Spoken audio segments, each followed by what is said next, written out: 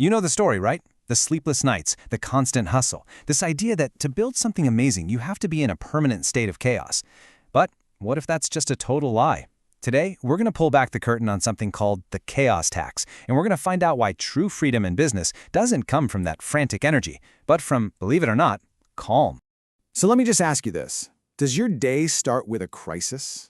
Do you feel like you're just bouncing from one emergency to the next, constantly putting out fires?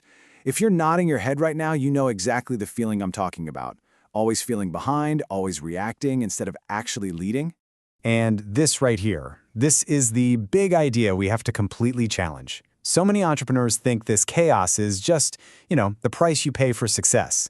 But what if it's not a feature of growth at all? What if it's actually a bug, a warning light, blinking like crazy, telling you that the very engine of your business is broken? Okay, so if all that burnout and exhaustion isn't the price of admission, then what is it? Well, this gets us to the real problem, the secret cost that's just draining your energy, your money, and your focus.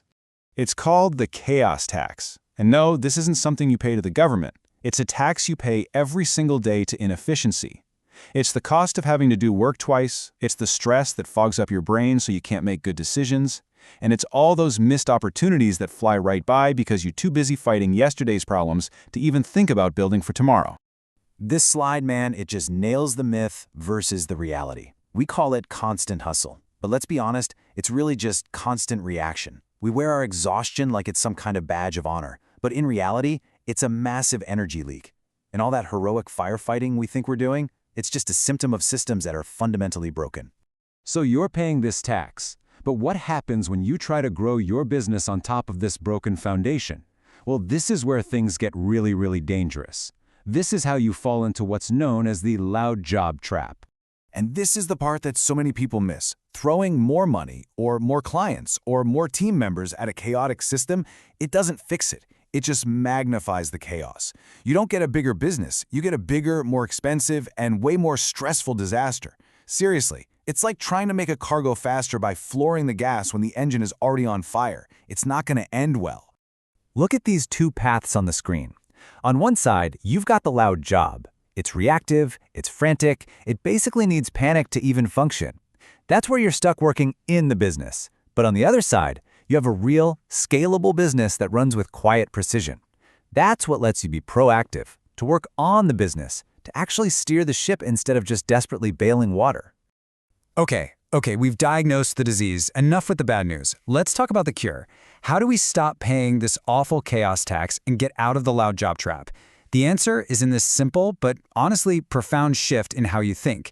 It's about embracing the power of calm operations. Now, I know what a lot of you might be thinking. Order? Systems? That sounds boring. It sounds restrictive. But here's the paradox, the big secret. Order is the only thing that actually creates freedom. It's the structure that frees up your mind so you can be creative, you can be strategic, and you can actually enjoy your life. And let's be super clear about this. Calm does not mean slow. It's not about doing less. It's about getting rid of all the friction. The useless meetings, the confusing emails, the tasks you do over and over again. It's about getting rid of all that junk so the engine can run at full power without overheating. It's about steady, relentless, and effective progress. So how do you actually make this happen? Look, this isn't about downloading some new app. This is about a fundamental shift in your role. It's about moving from being the firefighter who's always reacting to problems to becoming the architect who designs a business that prevents them from ever happening in the first place. So where do you start? With something called a chaos audit. It's simple. First, step 1, audit your work. Find just one recurring emergency that drives you absolutely crazy. Step 2, find the friction. What's the real root cause? Pinpoint the reactive decisions that keep making it happen. And finally, step 3, build a protocol. Create a simple, calm system to handle it once and for all. The whole transformation really starts right here. It's about recognizing how much of your day is controlled by outside noise. Think about it. How often are you just a victim of your inbox, letting a flood of notifications and other people's urgent needs completely run your schedule? And this is what happens next. You take back control. You decide what's important. You build the systems, you build the boundaries that protect your focus and your energy.